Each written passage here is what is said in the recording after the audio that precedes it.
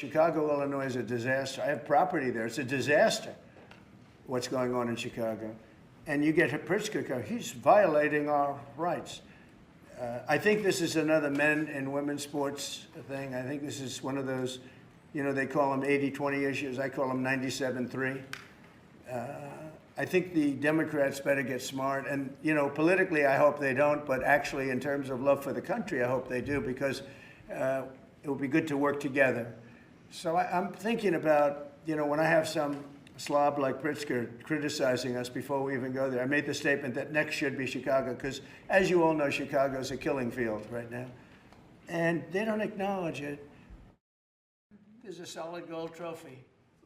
They know how to get to me, you know.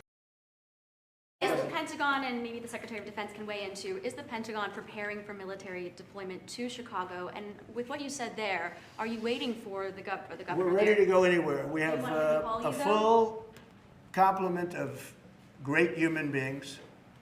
We're full. You know, our military is full.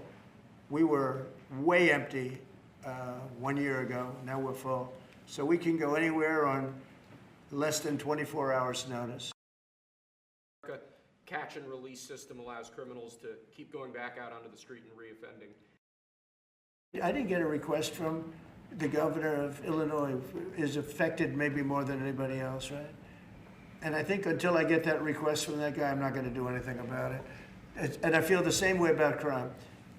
We go in, we will solve Chicago within 1 week, maybe less, but within 1 week we will have no crime in Chicago, just like we have no crime in D.C.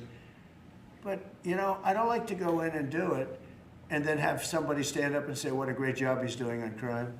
And we don't want the military in our state. We don't want the military. Do you understand?